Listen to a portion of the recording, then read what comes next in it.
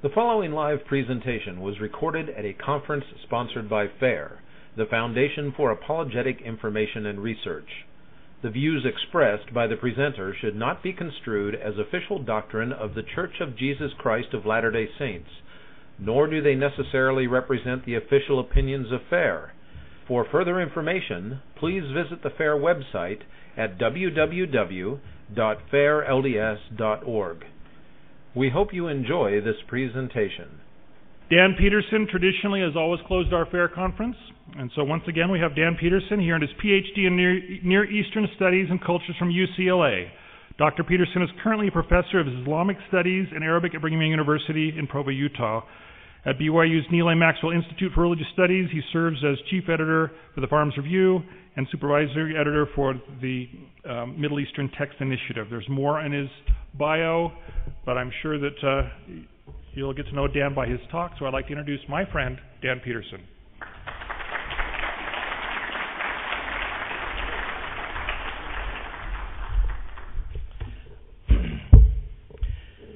I remember a number of years ago I was on a radio program in Salt Lake, and someone called in, and I don't remember what the issue was. It was something about the church, and he accused me of being in it for the money, and I pointed out that I wasn't even getting my gas reimbursed for coming up to Salt Lake, and he said, you know, you're a liar, and slammed the phone down. It really rang in my ear.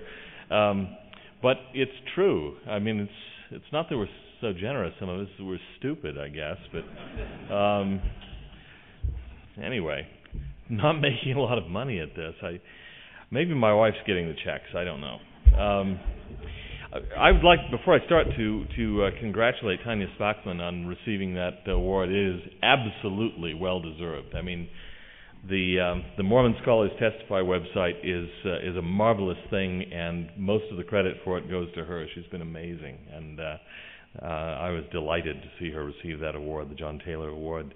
I'm going to be talking about the obligation to do apologetics. Let me first of all define apologetics. You'll notice I do not have PowerPoint. That is not because of some ideological stances, because I didn't get to it.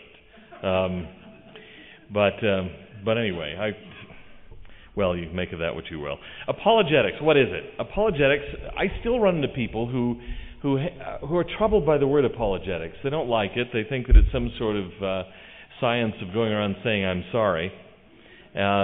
And they want to know why Latter-day Saints should feel the need to apologize for their beliefs. Well, of course, you know that that's not what it's about. Apologetics goes back to the old Greek term apologeo, which means to defend.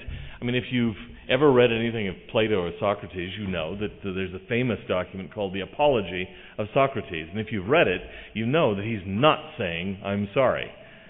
This is his defense of himself before the tribunal in Athens, the court in Athens, where he basically, in a sense, thumbed his nose at them and said, go ahead, kill me, I'm not backing down. And he didn't, and they did. That is certainly not an apology in the modern sense. And in fact, the word apology in the sense of defending something is older in English than the sense of apology as saying I'm sorry. So it has nothing to do with apologizing in that sense for the church. Apologizing, religious apologetics, is defending a position. Now, there are some who turn up their noses at apologetics.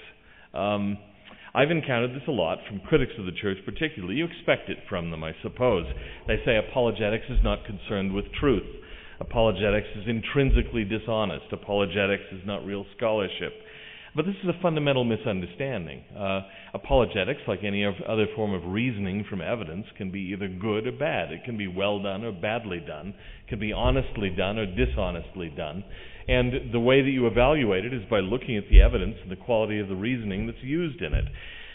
It ignores also the venerable tradition of apologetics. Some of the biggest names in the history of human thought have been involved very deliberately with what can be called, and what they often called, apologetics. Think of Socrates himself, whom I just mentioned, of Plato, who gave the Apology of Socrates its title. In Christian history, you have relatively small names, but important names, like Minucius Felix at the very beginnings of Christianity in the 2nd century, Origen of Alexandria, who defended the Christian faith against attacks, his famous book Contra Celsum, against Celsus, who had launched an attack against Christianity, now lost, preserved basically in Organ's writing.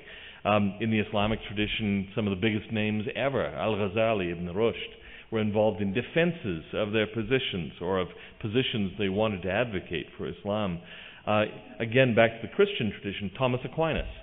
The Summa Contra Gentiles is one of the greatest apologetic works in the history of the world, a defense of Christian belief against non-Christians. John Locke, great philosopher, pivotal to the founding of the United States. John Henry Cardinal Newman, Apologia Pro Vita Sua, an apology for his life, it's called, his autobiography. C.S. Lewis, the great Christian apologist. Peter Kreeft, William Lane Craig, still living Christian apologists who are very, very good at what they do. What troubles me, though, is that some faithful members profess to disdain apologetics as well. And this seems to me really misguided and not well thought out. In fact, the title of my talk is The Obligation to Apologize. I think that it is a duty incumbent upon all of us to apologize in the original sense for our faith. And it's simply a human duty to apologize in that sense for positions that you hold. We all have an obligation, and it's an individual obligation. It's incumbent upon all of us. The Muslims have a useful distinction in Arabic. They distinguish between what they call Fard al-Ain and Fard al-Kifaya. I don't expect you to remember those terms. Fard al-Ain is an obligation incumbent upon the individual. Fard al-Kifaya is something that's obligatory for the community, but not every individual has to do it. In Mormon terms, the church is obliged to build temples, but I am not personally obliged to build one. I participate in the community that builds temples. But I am personally obliged to give a reason for the hope that is within me. You remember that statement from 1 Peter 3:15. Be ready always to give an answer. And the word is apologian, an apology. Be ready always to give an answer to every man that asketh you a reason of the hope that is in you, with meekness and fear.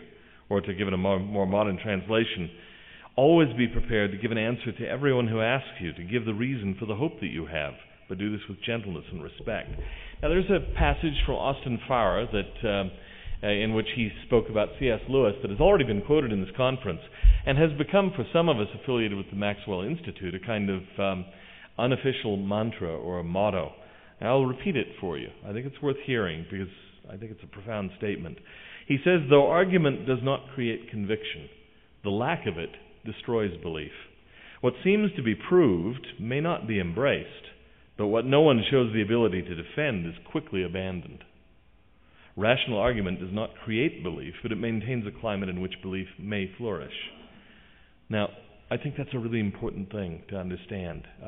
Argument, it's true, doesn't create conviction. You don't give people testimonies by arguing them into the church. I know very few people who've come into the church because of arguments, and those who haven't always stayed. But if people believe that there is no reason for belief, if they believe that your reasoning is, well, you have no reasoning, you have no evidence, then there's no reason for them to take you seriously. There's no reason for them to take your position seriously. To say that I liked Mormonism, but I have no reasons for it, is the equivalent of saying I like broccoli. Then that doesn't convince anyone else to like broccoli. As a matter of fact, I don't like broccoli very much. What no one shows the ability to defend is quickly abandoned. If you're under the constant onslaught of critics and you see no reasons to maintain your belief, you're not likely to retain it. Rational argument doesn't create belief. It's true, but it maintains a climate in which belief may flourish. If the ground is so encumbered with overgrowth of critical arguments, the seed cannot take root.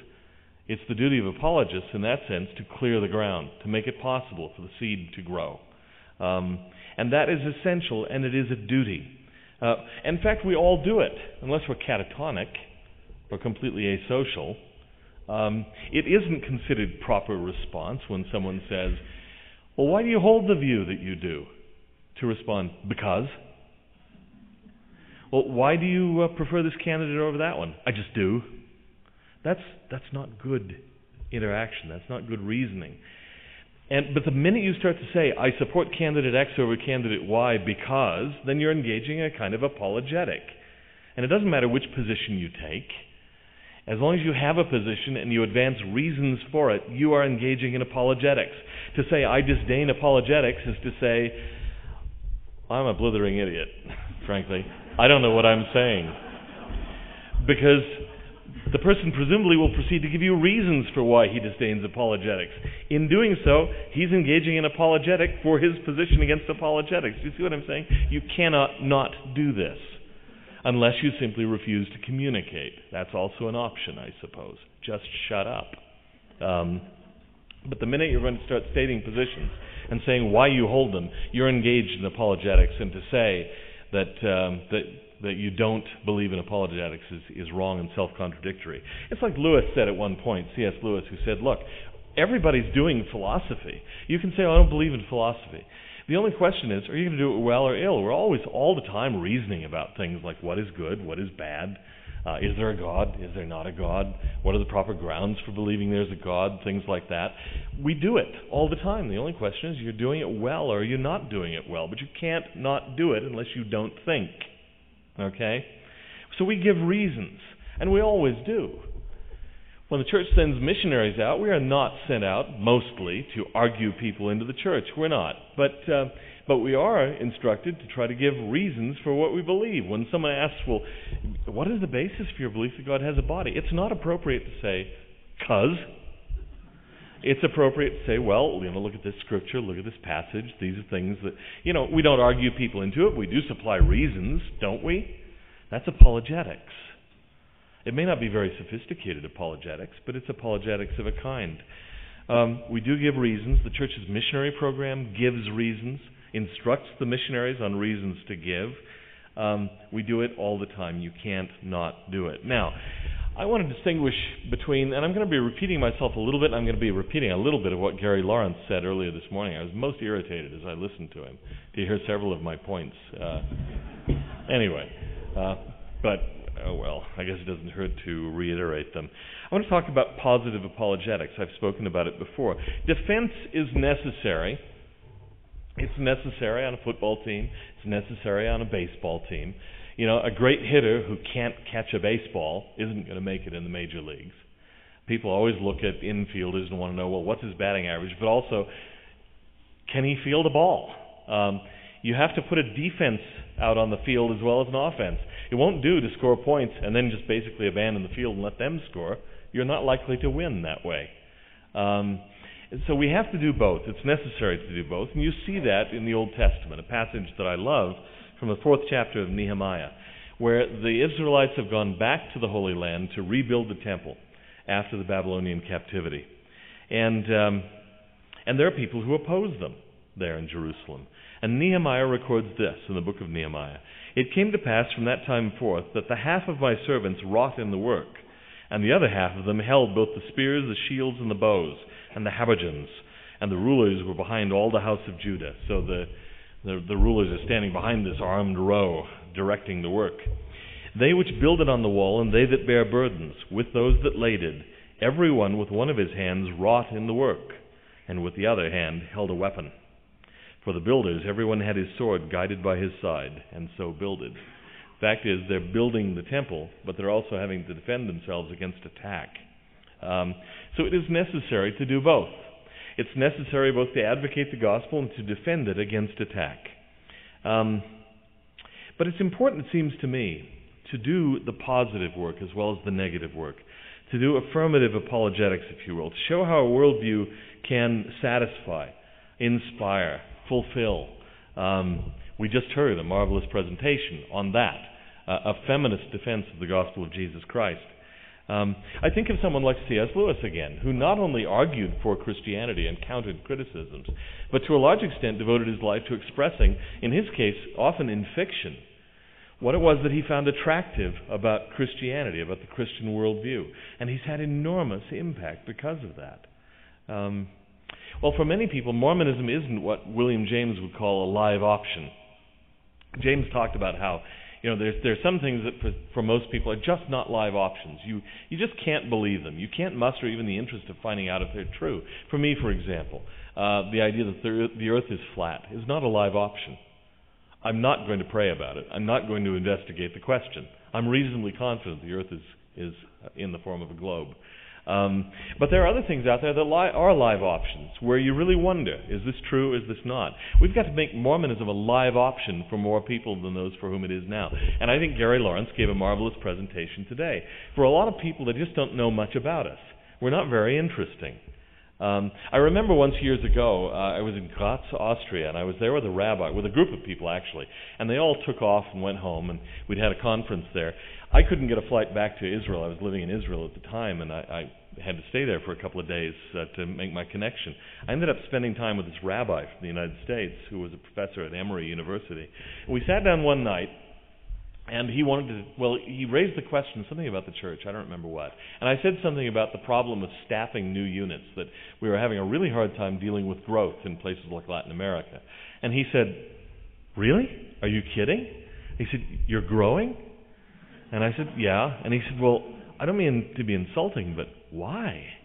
He said, "I've always thought of Mormonism as the quintessential boring Midwestern Protestantism." And I said, "Man, you really don't know anything about us, do you?" I mean, one of the things that sometimes occurs to me is I want to stress how strange we are. I've spent a lot of my career trying to build bridges with other faiths, notably with Islam. But there are times when I don't want to do that. I remember sitting once in the back of a session of the Society of Christian Philosophers, and they were holding a regional meeting in Provo. It's now against the rules for them to do that because they discovered we're not Christians. But anyway, they were holding a meeting in the Provo Tabernacle, and there was a reverend, an Episcopal reverend, who was conducting an interfaith worship service, and it was so ecumenical. I mean, at a certain point, I was almost not able to stand it. I wanted to jump up on the back row and yell something like, "Adam is God," because I'd about had it. I'm not a Protestant. I don't aspire to be one. But we do have to make the point to people sometimes that we are different, that we are not just Protestants with an extra book and maybe an extra wife or something like that. You know, we are really very different. Mormonism is a radically different take on the world than conventional theism is. Even we are really out in left field. You look at classical theism; we're not classical theists. A lot of the arguments for the existence of God just sort of pass us by. They have nothing to do with us. We don't see things the same way. And I think it's important to make that point to people so that some people out there will at least begin to wonder, gosh, you know, I'd like to know more about this. As it is now, a lot of people don't care. They don't want to know. We're just a socially retrograde bunch of boring people, patriarchs with, if not beards, at least attitudes from the 19th century. Now, we've had a marvelous example of negative apologetics in this meeting here. You heard it earlier this afternoon. Will Scriver's presentation on the Kirtland Egyptian papers. Now, I'm already hearing. I've got an iPhone. I'm an addict. I admit it. So I'm sitting there looking at the responses of some of the critics, and it's sort of like, whoever said the Kirtland Egyptian papers were important? Well, they did. I mean, we're going to have to get together some quotes. But you know, it's beating a dead horse. Nobody cares about the Kirtland Egyptian papers. Well, that's, I guess, a token of triumph on the part of our side, if you will, that suddenly a very useful weapon against Joseph Smith has been taken away. It turns out the Kirtland Egyptian papers are not the smoking gun that proves Joseph Smith a fraud. They have very little to do with anything. They're just a curious sort of relic of Mormon history, but they have nothing to do with the Book of Abraham, really. That's really interesting. That's a particularly effective example of negative apologetics, where you simply neutralize a negative argument against the church. But I have to admit, and I've done a lot of negative apologetics in my lifetime. Farms Review was partly born to do that. I sometimes think poor Jack Welch, who asked me to do it 22 years ago, must occasionally have wondered what kind of a monster he'd created. Because he had in mind just this little sort of pamphlet that would be a guide to the literature on the Book of Mormon. And instead it turned out to be this thing that takes on critics and it just smashes them sometimes. And it's so nasty and mean and so much fun for a few of us anyway. And so I've enjoyed knocking down the critics. I mean, you've probably seen the Far Side cartoon with the deer, couple of deer, and one is saying to the other, who's got a big target on his back, "Gee, bummer of a birthmark." And honestly, I look at some critics and I think, oh man, bummer of a birthmark, but I can't not take aim. It's like they walk around with a sign on their rear ends that says, "Kick me." I mean, what can I do? Or as Lou Midgley puts it, sometimes I'm sort of like the drunk, who walks by the doors of the tavern, swinging doors, and says, "Oh, one last time," just can't not do it. But I actually take more pleasure in what I might call positive apologetics, that is, arguing for the truthfulness of the church, that there are things out there that seem to me deeply suggestive of the truth of the church. Not that there are things out there that will prove it. I don't think the Lord intends that. But there's plenty out there and plenty to talk about, and it's great fun to talk about it. And we've had good examples of that in this conference as well. Stephen Ricks on the proper names in the Book of Mormon. They are a genuine pointer to something Middle Eastern in that book that goes beyond what Joseph Smith should have been able to come up with. This frontier yokel just making things up on the American frontier, supposedly. Jeff Bradshaw talking about the apocalypse of Abraham. That's really interesting stuff. There's, again, more going on there than there, by rights, ought to be from Joseph Smith. David Bockavoy talking about Joseph Smith and the Biblical Council of the Gods. That is really interesting material. Where did Joseph get this? I mean, it reminds me, and I think I may have told you about this, it reminds me of Jordan Veda. There's this former Catholic priest who wrote about the idea of deification, human deification, showing up in Mormonism. He wrote a master's thesis about it at UC Berkeley. He's a former Catholic priest. He was a Dominican priest at the time he wrote his thesis. I loved telling about him until he joined the church. It's kind of taken the fun out of it now. Mormon favors doctrine of deification. That's not as exciting as Dominican Catholic priest endorses Mormonism, But the question he raised was, how do you explain it? He said, the critics of the LDS Church, the God makers, Ed Decker and all this sort of thing, have attacked the Mormons for teaching this doctrine of human deification. And yet, it turns out it's an ancient Christian doctrine. And how do you account for the fact that Joseph Smith came up with that out in the middle of nowhere, with no great access to patristic literature or anything like that? How did he do that? Some doctrine of human deification, out of the blue, seemingly. It's hard to explain, and it seems to me you can make a great argument for that. John Gee's presentation, very short, on marginal characters in the Book of Abraham manuscripts, was a bit of negative apologetics, taking away a critical argument, it seems to me. So, negative is important, but positive is also important. It has two parts. One is to argue that the gospel is true, but the other, and something I want to get at a little bit more today, is to argue that it's desirable, that it's good, that it's something that you ought to consider if you're a non-Latter-day Saint. Now, no expertise is required for that latter task. Some of you may be thinking, I'm not a scholar, I can't make an argument for the truthfulness of the church. Well, maybe you can, maybe you can't. I don't know. Sharing a testimony is an important part of that. But you can make an argument, because you're as much an expert on anyone, and there's no special expertise required for this, to say why I personally find the gospel compelling, why I find it satisfying, what I find exciting about it, why I'm willing to give lots and lots of hours to the service of the church and the kingdom and to spread it and to talk about it. Why is it that I feel that way about the gospel? Everybody here can do that. If you have a testimony, if you love the church, you can articulate in some way the reasons why you do. And it's important, it seems to me, for us to begin to do that. Here's my suggestion. This is the practical point that I'm going to be trying to get at. When I was a missionary, I hated to tract. Absolutely loathed it. I was in Switzerland, and everyone's home is his or her castle, right? And I mean, most of the people weren't home. The ones that were home, housewives, they didn't want to let us in, and I frankly didn't blame them. A couple of strange guys show up at your door. I mean, would you let them in? And these fanatics from the United States, who knows what they're about, and they speak German funny and all that sort of thing. One of my senior companions on my mission was Stephen Ricks, who spoke yesterday. And it was fun because he and I would get involved in discussions of Hugh Nibley, and we'd forget to knock on doors. I'm not sure we were a very effective pair. But the thing is, in retrospect, I'm not sure it made much difference, because nobody let us in anyway. To me, my mission in Switzerland was an endless round of knocking on doors and having people say no. So, not very productive. I didn't like it. We tried other things. We tried street contacting. I was just in Lucerne, Switzerland a couple of weeks ago again.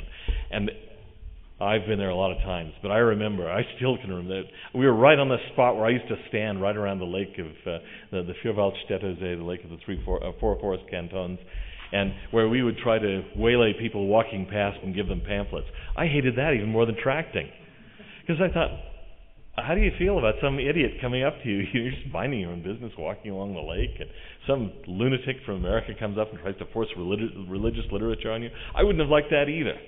And yet we didn't know what else to do. It wasn't like the members were turning in thousands of referrals. Referrals is what we wanted. And the funny thing was the incentive structure in the mission was not at all geared toward referrals. At one point, I was brought in as a zone leader, and I found we had a whole box of referrals. And some of them were so good, they were from temples, and they'd say, please, I want to hear more. Nobody had ever contacted them, because the rewards were all given in that mission for tracting hours. There was no incentive for following through on referrals. I couldn't believe it. Here are people actually asking to hear about the gospel. Yeah, nobody bothered to do it, because you didn't get any points on your weekly reports for that. So I thought, now that's absolutely crazy. But what I always dreamed of as a missionary was being in a visitor's center. I'll tell you why. Because in a visitor's center, the people are coming to see you. You're not, waylaying them, shanghaiing them on the street. They're coming to see you. They already know they're going to get to talk about religion. They would have walked in the door if they weren't interested in that. And I thought, now that would be great to talk to people, and only people who really want to know something. You're not harassing the people who don't want to know. You're talking to the people who do. Now, every member is supposed to be a missionary. You all know that. And yet we found it difficult. In my case, I teach at BYU. I live in Orem. There are no non-members. I'm exaggerating a little bit, but they're hard to find. And the ones that are out there have been contacted 10 trillion times. And they have strong opinions about the church for the most part. Now, I realize the Utah missions are doing well, but where they're finding those people, I don't know. They're not my neighbors. We had one couple that moved into our neighborhood and announced right from the start that we were devil worshippers and they wanted nothing to do with us. And then after about a year, they moved away and they let it be known that we were the most unfriendly neighborhood they had ever been in. Anyway, so all their prejudices were reaffirmed. But we're supposed to be missionaries, and I'm sitting there in Utah Valley sometimes and thinking, what on earth can I do? I just don't see that many non-members. I go to academic conferences, but that's not a very good venue. You can, they clearly know who you are, and sometimes they'll ask questions, but on the whole, you can't really buttonhole them about religion. It's just not really socially appropriate at venues like that. But now it seems to me with the internet, and this is what I'm coming to, every one of us can reach the whole world. It's absolutely amazing what we can do. From Provo, even if you're at BYU, you can reach everybody all around the world at equal cost. It doesn't matter if they're in Nigeria. Heck, the Nigerians reach me all the time. Do you realize how many millions of dollars I have? Fair's financial difficulties are about to be done away with because I've got so much money coming my way from various widows of dictators in West Africa that I don't even know what to do with it all. I'm going to be giving it away. It appears that my sterling character qualities are known throughout the Caribbean, West Africa, Asia, and I win lotteries every week that I didn't even know I'd entered. It's amazing. The thing that astonishes me about these people is they know all about my wonderful sterling character qualities and luck and all this sort of thing. They're always curious about my gender, though. They don't know that. And they don't know my full name, and oddly, they want my bank information. I don't get it. But anyway, they can reach us from Nigeria, right? So we can reach them. It's painless. It's absolutely easy. You can do it in your pajamas, in your basement. You don't have to get dressed up to do this. You don't have to put on a white shirt and tie. It's really easy to do this sort of thing. Now, there's a passage from the Doctrine and Covenants that was alluded to earlier today by Gary Lawrence. For behold, it is not meet that I should command in all things. For he that is compelled in all things, the same is slothful, and not a wise servant. Wherefore he receiveth no reward. Verily I say, men should be anxiously engaged in a good cause, and do many things of their own free will, and bring to pass much righteousness, for the power is in them, wherein they are agents unto themselves. Now, what I want to suggest is that the internet has given us more of that power than we have ever had before. You can sit absolutely anywhere and reach anybody anywhere. Let me give you some examples of that.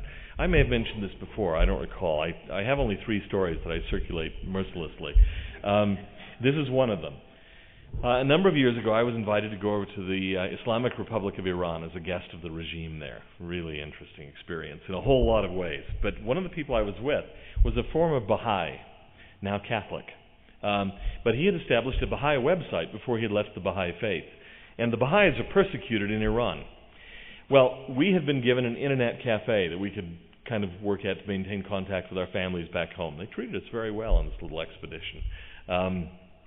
Well, we went in one day and he said, I want to check something. I want to know if my Baha'i website is accessible here in the Islamic Republic of Iran on an official government-owned Islamic Republic of Iran computer. We had it up and running within 5 seconds, I think. That to me showed that even a regime like the Islamic Republic of Iran can't keep out websites that it really hates. The fact is, he'd set that website up from the United States, and there it was reaching people, presumably, in Iran. Which says something about the power of the internet to penetrate barriers and to reach people in difficult-to-reach locations. That's an amazing thing. And every one of us here who has access to the internet can do that if we take the time to do something via the internet, to set up a website or something like that. Okay. Now, fear used to prevent us, and quite often does prevent us, from opening our mouths. The Lord constantly says, don't fear men. You ought to fear God rather than men. But the fact is, it does work that way. We're scared about saying things to people about our faith, and Latter-day Saints have become sort of tongue-tied about this. But a lot of us are really willing to babble endlessly on the internet. In fact, the internet lets us be our worst selves. Illustrations not needed. I think it would be redundant. Why not be our best selves on the internet? Why not use the internet to reach people around the world? Now, the church will always be a minority. Rodney Stark notwithstanding, no matter the really ambitious or exciting projections of the potential growth of the church, we are not going to be the majority on the face of the planet ever. 1 Nephi 14 makes that really clear. It came to pass that he said unto me, Look, and behold that great and abominable church, which is the mother of abominations, whose founder is the devil. And he said unto me, Behold, there are saved 2 churches only. And we can talk about what that means, but don't really need to. The one is the church of the Lamb of God, and the other is the church of the devil. Wherefore, whoso belongeth not to the church of the Lamb of God belongeth to that great church, which is the mother of abominations, and she is the whore of all the earth.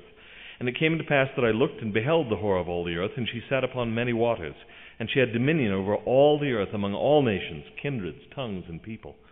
And it came to pass that I beheld the church of the Lamb of God, and its numbers were few, because of the wickedness and abominations of the whore who sat upon many waters. Nevertheless, I beheld that the church of the Lamb, who were the saints of God, were also upon all the face of the earth, and their dominions upon the face of the earth were small, because of the wickedness of the great whore whom I saw. Now, I suspect that's the way it's going to remain. We are not going to become the majority faith. It's just not going to happen. I'd be delighted to be surprised otherwise. I don't think it's the way it's going to be. But the fact is, there are probably millions, if not tens of millions of people out there still that we have not reached who would accept the gospel. Think of Gary Lawrence's statistics today. 25%, he said, according to his polling data, are interested in the gospel. They would be interested if we could reach them. 65 million Americans, he said. Now, I think, for example, about the fallout over Proposition 8. There are a lot of people who say, oh, and they rejoice in this. Look at the damage the Mormons brought upon themselves, the public relations nightmare they've created for themselves with their advocacy of Proposition 8. Now, it seems to me that whether it would make us popular or not is irrelevant to the decision about what stand we ought to take on that issue. It doesn't matter if it costs us every friend in the world. We didn't do it for PR reasons. But the fact is, yes, I'm sure it lost us potential friends in some circles. It probably gained us potential friends elsewhere, and those are being ignored. With Catholics, with certain Protestants and others, the Mormons stepped up to the plate, more in some cases than their own churches did. And that's got to have a positive impact on some people.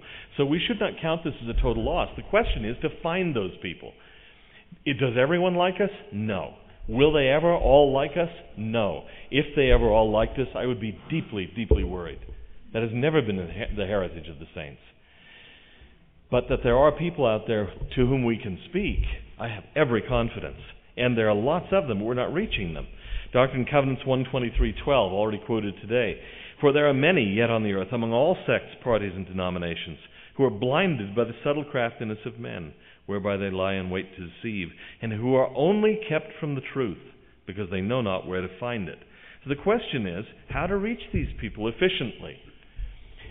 I am delighted to hear that the church is now trying internet ways of contacting people. And I saw a line in the Church News, I think it was, or Mormon Times, the other day, where someone described the internet as the new public square, in a way. I think that's absolutely true. I think it's much better than going out by Lake Lucerne and trying to harass people walking by. Because what you can do is you can find people who are actually interested. They will come to your website. They'll want to talk. They may want to argue with you, okay? You have to learn to distinguish between the people who just want to fight and the people who are genuinely interested. But even the ones who want to fight with you are interested. They're not the indifferent ones. We want to reach the people who are interested, who can be impacted. What is the most effective way of reaching them? The problem is they all don't live in concentrated major towns. Now, one of the problems we had in Switzerland, I speak from my own missionary experience, is that there were only a few of us missionaries there. Even in a small country like Switzerland, we were not covering the whole country. We weren't covering all the major towns. We weren't covering all of the major towns we were in. You'd have 2 missionaries or 4 missionaries in Zurich, 2 missionaries or 4 missionaries in Bern. You just couldn't possibly reach everybody. And there were whole towns, major suburban areas that we had never touched, and we would never touch. The question is how to reach them. The internet, again, offers a way of finding the people out there, 1 of a town, 2 of a village, who might be interested, who might be willing to accept the gospel, or at least consider it. We're short-handed, but we can have a multiplier effect with the internet, with that sort of thing. And the nice thing is that distance is largely irrelevant. It doesn't matter where they live. If we can reach them, the missionaries can go out and find them. If there's someone really, really golden out there who expresses interest, the missionaries will go. But we can't afford to just send missionaries out into distant little towns on the off chance that somebody's out there. We just can't cover the world that way. Examples again, and I may have used these before. I had the experience, I've traveled a bit once, 3 or 4 times now to Australia and New Zealand. And the people out in Perth, Western Australia, like to boast that they're not at the ends of the earth, but they can see the ends of the earth from Perth. And there's truth to that. It's a long way out there. They're as far as you can get from church headquarters, I think, and still stay on the planet. But the fact is, with the internet, with the web, they're as close as anybody. They can participate in discussions on the internet as if they were, sitting right adjacent to BYU or sitting in church headquarters or something like that. Likewise, non-members out there can be reached that way. Let me give you an example that also has a Perth connection. I met a couple in Perth my last time there who had converted, maybe I told this story before, who had converted in the Middle East. It was a young man who was working in an office building in Riyadh, Saudi Arabia. And he came across the church's website, and he began to read it. And he was converted by what he read on the church's website. He began, unwisely, to talk about this with his office mates. He soon had a court date with the religious police in Saudi Arabia, which is not something to be taken lightly. And so he fled the country. He ended up meeting a young woman from Syria. He converted her to the church, and they were baptized by a colleague of mine who teaches at BYU now, but who was serving then as the district president in Jordan. This is a story where almost all of the heavy lifting was done by the internet. Reaching people who could not be reached. Never, worlds without end, send missionaries into Riyadh. Not to proselyte, I can guarantee you that. I used to laugh about the people who told me, "Oh, you'll be the first mission president of the new Riyadh, Saudi Arabia mission." You're right. How about the Mecca, Saudi Arabia mission? Why not go for the gold? At least it would be a short mission. You arrive, you're beheaded on the tarmac, instant martyrdom, entry into paradise. But the fact is, the internet can reach people like that, and it doesn't risk anything. I mean, if someone who wants to read can read. Then they make up their minds about what they're going to do with it. But these people eventually found, I mentioned there was a Perth connection, they eventually found their way to Perth, Western Australia, where they gained religious refugee status, and they're thoroughly active in the ward there. But they were converted by the internet, by this incredibly powerful, simple tool that can reach around the world at no cost. You can communicate with people in China, Saudi Arabia, Iran, Ghana, from your downstairs basement computer. It's easy. Are the media hostile? Do an end run around them. Learn from bloggers and alternate media. People have learned, for example, that the media are not always friendly to certain political viewpoints. I won't get partisan here. They're not always friendly to certain moral viewpoints and social stances. It doesn't matter. Now, we're not dependent upon the big three network news programs. There are lots of news programs and websites and all sorts of things. You can get your information, for good or ill, from all sorts of sources. We have a much greater range of sources that are available, and we can use that. Truman Madsen used to use the phrase, every member a bird dogger. I liked that, because the worst thing for missionaries was finding people to teach. If they once found them, they could teach them. And that's what missionaries are really called to do. There's nothing sacred about tracting. Missionaries are supposed to teach. If we could supply enough people for them they didn't have to tract, they could teach all day long. That'd be much more effective use of their time. Of course, we always dream of the members finding these investigators for the missionaries, but the members haven't stepped up to the plate very much. But we can do better than we've done. We can do it with the internet, it seems to me. In the old days, one of the things that helped the church to grow was what was called the Pax Romana. The Pax Romana established basic stability. I mean, we have this image now from a lot of movies of the Roman Empire as being sort of a former-day Nazi, the Second Reich or First Reich or something like that. That's not really fair, because the Romans did a lot of good. They were an empire of laws, and for the most part, or to a large extent anyway, they really did obey the laws. You could appeal, you could go to courts, there were codified laws that you could go by, and they did other things. They built roads. They established peace, so that Paul could travel all around the Mediterranean world. Other missionaries could. They could travel on those roads. They could travel by boat and be more or less safe from pirates and that sort of thing, because the Romans had established the Pax Romana, the Roman peace. Now, missionary work, our missionary work, benefited to a large degree after World War II from the Pax Americana.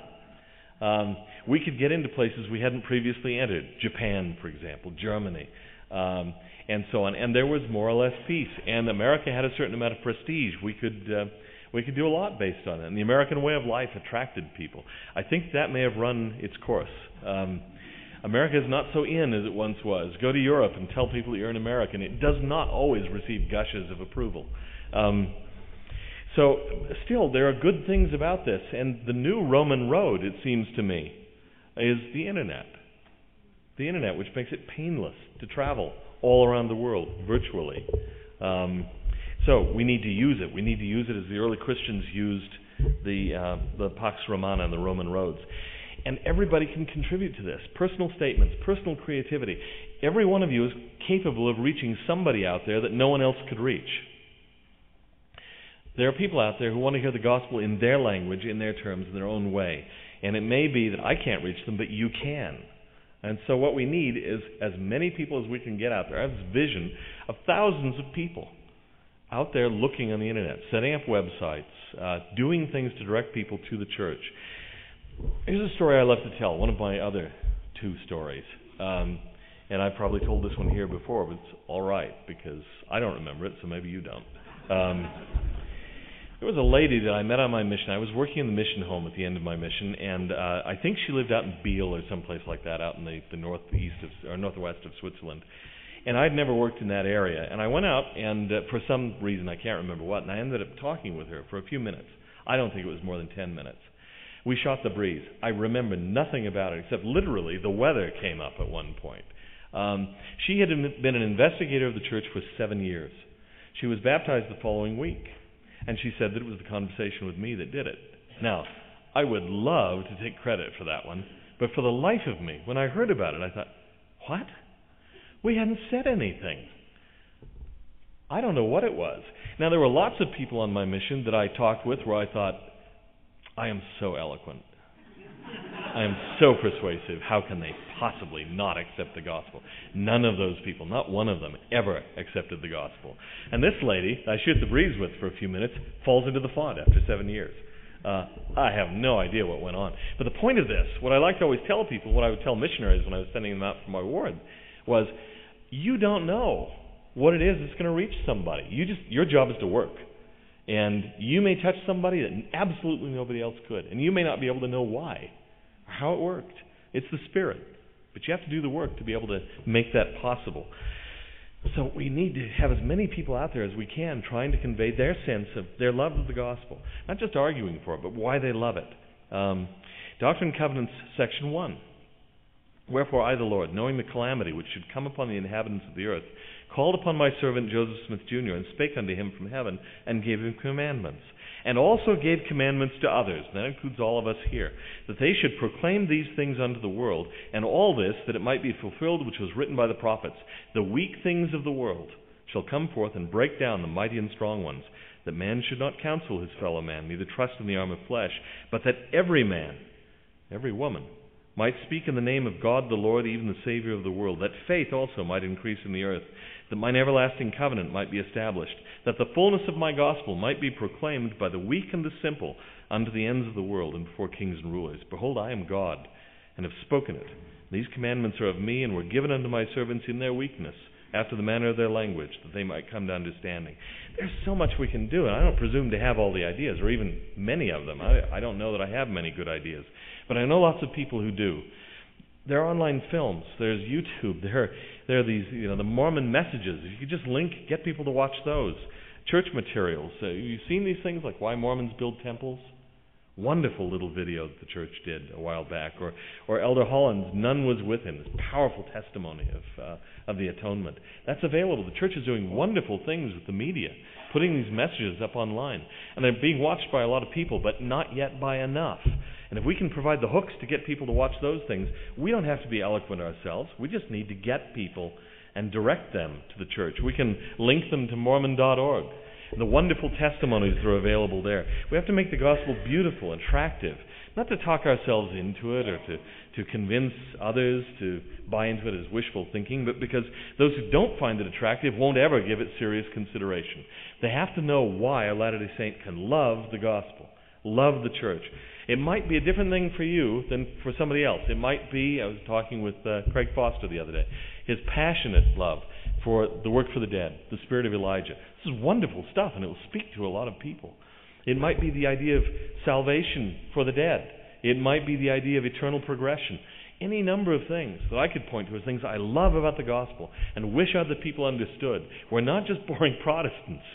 We've got a different gospel, a different... that'll play well with the anti-Mormons. Shouldn't have said that. Take it back, where Peterson confesses everything. But we have a different take on the gospel. It's a different way of looking at the faith. And it's rich and it's profound and it's wonderful. Mormon Scholars testify as an attempt to get people to do that, to say, why do you, as a scholar, find the gospel compelling? Some critics have complained there are no arguments there. Oh, look, I'm willing to do arguments elsewhere. I didn't ask for arguments there. I haven't asked for arguments at all. I want them to say why they love the gospel. What is it that speaks to you as a geologist or just as a person, whatever it is. Emphasize the distinctives. What is it that in particular gets you? Boy, I didn't think I had enough stuff. Now I'm going to run out of time. Don't assume that they understand. They may know something about Proposition 8, or think they do. They may know about Big Love. I had so many people in Australia, government ministers come to me and say, oh, I know a lot about your church. I watch Big Love. Great. They may know polygamy, but they don't know the plan of salvation probably. They don't know the idea of restoration. Thanks, Gary Lawrence. Good point. If you speak a language, maybe you can use it. If you serve in a special missionary that still means a lot to you, maybe you should do something designed to help out the work in that area. Whatever hooks will work. Don't waste your time, though. Stop. This is from me. I'm going to wind down quickly, but stop fighting the hostile testosterone-driven, the pearls before swine syndrome. Personal attacks, right? I mean, it's really hard not to defend yourself, not to want to respond. Believe me, I know. I know something about being attacked on the internet. Gosh, I found a whole new realms of unethical behavior just this morning that I've been engaged in. But it's not about you or me. It's about the gospel. And so millions are waiting. We don't have time for these sorts of people. 2 Timothy 3, verses 1 through 5 and 7. This know also that in the last days perilous times shall come. For men shall be lovers of their own selves, covetous, boasters, proud, blasphemers, disobedient to parents, unthankful, unholy, without natural affection, truce breakers, false accusers, incontinent, fierce, despisers of those that are good, traitors, heady, high-minded, lovers of pleasures more than lovers of God, having a form of godliness but denying the power thereof. From such turn away. Don't waste your time on them. They are ever learning and never able to come to the knowledge of the truth. And you don't waste time on those who resist. Why? Not because their souls aren't precious or because it's hopeless, but because our numbers are few and our time is limited. Perhaps they're not ready yet. Maybe they will be sometime, but they're not now. And we have to apply the principle of triage. You know triage in medicine? Triage is the process of determining the priority of patient treatment. Some can't be helped. Some aren't that serious. Some need to be addressed right now. We have to apply that to the people we speak with about the gospel, people we address on the internet. You can do something. You can all do something. All of us can. If you can't do something, if you really think you can't, support those who do. Financially, fair. Needs financial help. Offer to help. Offer to volunteer. This whole thing was built up by volunteers. This is much more effective, it seems to me, potentially, than the old Book of Mormon testimony program. We can now reach many more people. You've heard the story maybe about the kid who's on the beach throwing the beach starfish into the sea. Someone walks along and says, God, it's hopeless. There are thousands of these. What good does it do? And he says, well, it does a lot of good for the ones I throw back into the sea. We may not be able to do everything, but we can do something. Don't just leave this conference edified. Resolve to do something, okay? Now, I want to conclude. Thankfully. Alma 29. I confess that when I was a missionary, and there was a song, Oh That I Were an Angel. I hated that song. And for some reason, these verses didn't do much for me. They've come to do a lot for me now. You're familiar. Oh, that I were an angel. This is Alma speaking. And could have the wish of mine heart that I might go forth and speak with the trump of God, with a voice to shake the earth and cry repentance unto every people. Yea, I would declare unto every soul, as with the voice of thunder, repentance and the plan of redemption, that they should repent and come unto our God, that there might not be more sorrow upon all the face of the earth. But behold, I am a man, and do sin in my wish, for I ought to be content with the things which the Lord hath allotted unto me. I ought not to harrow up in my desires the firm decree of a just God. For I know that he granteth unto men according to their desire, whether it be unto death or unto life. I know that he allotteth unto men, yea, decreeth unto them decrees which are unalterable, according to their wills, whether they be unto salvation or unto destruction. I know that good and evil have come before all men. He that knoweth not good from evil is blameless, but he that knoweth good and evil, to him it is given according to his desires. Seeing that I know these things, why should I desire more than to perform the work to which I have been called? Why should I desire that I were an angel, that I could speak unto all the ends of the earth? For behold, the Lord doth grant unto all nations, so on and so forth. Well, by the way, he's in this language of wanting to be an angel who can speak with a voice that shakes the earth. Do you know what he's remembering? This just dawned on me a few weeks ago. I don't know why. Maybe I'm slow. Maybe everybody else has noticed this. But it's his own experience with an angel that spoke with a voice of thunder and shook the earth. And he wants to bring that experience to everybody else. It becometh every man who hath been warned to warn his neighbor. And that's what Alma wanted to do. And he said, look, I can't reach everybody. Thankfully, we have greater capacities technically than Alma did. We can reach more people. And this verse, this passage, begins to speak to me more than it ever did. Oh, that I were an angel. I wish I could speak to the whole world with a voice of thunder that would shake the earth. I can't quite do that, but I can reach a lot of people out there through the internet and through other techniques. And that, it seems to me, is something well worth doing. Now, becometh every man who hath been warned to warn his neighbor. Who is his neighbor? Who is our neighbor? The Lord taught us everybody is our neighbor. We're responsible to take the gospel to all those people out there. In the internet age, your neighbor can be anybody. It doesn't matter. Next door, 10,000 miles away, distance means nothing. So I have a vision of tens of thousands, maybe more, taking the message of the gospel out this way. Matthew 9, and then I will just about be done. When he saw the multitudes, he was moved with compassion on them, because they fainted and were scattered abroad, as sheep having no shepherd. Then saith he unto his disciples, The harvest truly is plenteous, but the laborers are few. Pray ye therefore the Lord of the harvest, that he will send forth laborers into his harvest. I pray that he will. When Heber C. Kimball arrived in Preston, they saw a big banner hanging over the road that said, "Truth will prevail." I believe it will. And I believe that we've been given great tools with which to make that happen. The point, to cite a philosopher that I do not normally cite as an authority, Karl Marx.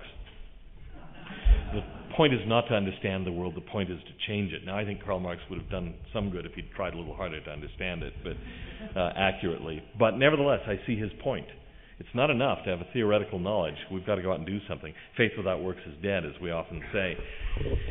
So what I hope people will take from this conference, after they've heard a lot of wonderful talks, and I think this has been a great conference, is not just, oh, well, it was fun, I enjoyed that, I learned a few things, but the resolution to go out and do something, or to help in doing something, to help with the work of FAIR, to help wherever we can, to set up our own websites, to bear our testimonies on the internet, to express our belief in the gospel, the passion that we have for it, the faith we have in it, in any way we can, and to try to get that around the world. It's not a secret that missionary numbers have actually been down lately, that our missionary success is lower than it once was. Now, I don't believe that's a permanent thing. It doesn't have to be. But it means the members have to get more involved than they have been. And this tool has been handed to us to do it. We can help the missionaries take the gospel to the world. If they could be spending more time teaching and less time trying to find those isolated people seeking the truth, if we could do some of that for them, if we can find those people, have them contact our websites, direct them to Mormon.org so they can make contact with the church and get the missionaries sent to them, that is all to the good. I bear you my testimony, the gospel is true, and that we may be standing, in my view, not on the threshold of, as the critics like to say, the beginning of the decline, the church fading away, but the beginning of an explosion of conversions to the church, as people out there we've never been able to reach before will begin to hear the message of the gospel in their own language, in their own tongue, in their own way, from individual members of the church who now have voices that can reach the entire earth and shake the earth, in a sense. I bear you that testimony in the name of Jesus Christ. Amen.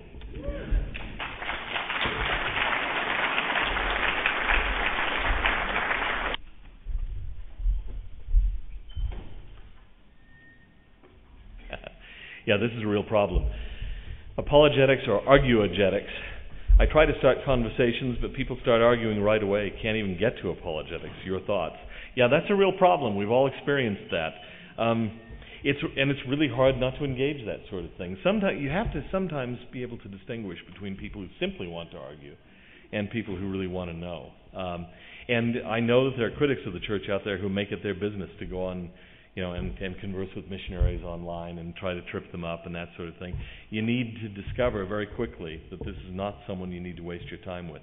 On the other hand, there are people, and it's hard to tell sometimes, who really are wanting to know the truth. My own father was one. We used to have endless religious arguments. He wasn't LDS until I baptized him the night I was set apart as a missionary. My first and last convert baptism. Swiss mission. There's a Swiss mission. We know about Swiss missions. And there's some other people here I know who do too.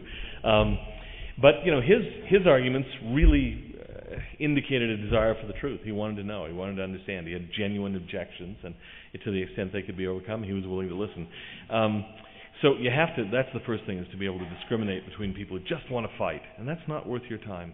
And I grant, especially for guys probably, it's just fun. But it's not a good use of time. We've got too many people out there we've got to reach. Why doesn't Farms and Fair just combine? What's the difference?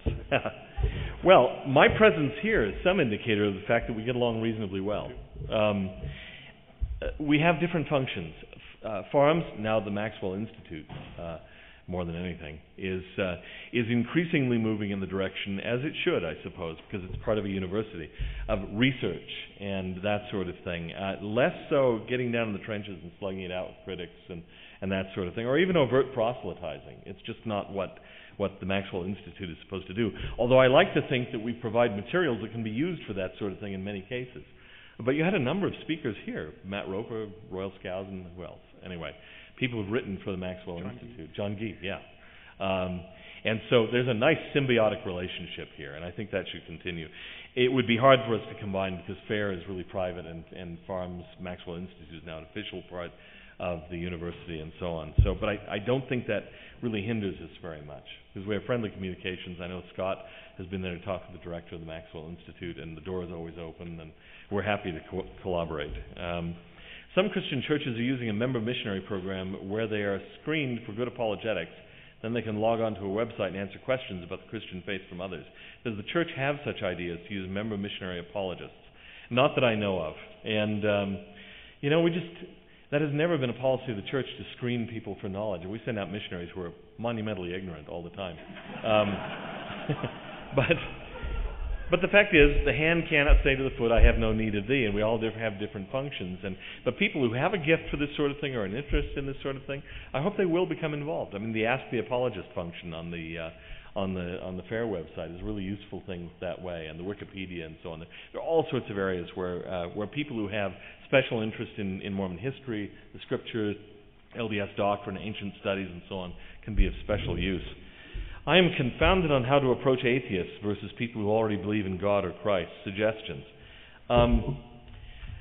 They can be difficult to deal with, but on the other hand, we live in an interesting time when, yes, there are the vocal new atheists, so the Christopher Hitchens types and so on, but there are also a lot of people who are beginning to write from not traditional Christian backgrounds, not as theologians. I think of Francis Collins, for example, and others who are writing from backgrounds as scientists or as historians. N.T. Wright, who's put out marvelous arguments for the historicity of the resurrection, he's not only a professor of New Testament studies at Oxford, but he is, of all things, this is hard to imagine, he is an actual believing Christian Anglican bishop. I don't think they've had a believing bishop in a generation or two, but he's one of the most effective arguers for the resurrection that I've ever encountered. Marvelous apologist, if you will, and quite willing to be called one. And so you can make an argument. I'm actually in the throes of writing something. It started off as a small book, then it became a big book. Then I split it into 4 books. It's never going to be finished because I keep adding things. It's my argument to deal with atheists, frankly, and to try to take them from the atheistic point of view, to at least get them to entertain the possibility that there is a God, that the universe is more than just matter in motion. So this is something I'm really, really interested in, and it would take a long time to really discuss it at length. But eventually, someday, possibly when I'm dead, those 4 books will appear, or they'll show up. The papers will show up in the BYU Special Collections anyway. Thank you. Thank you.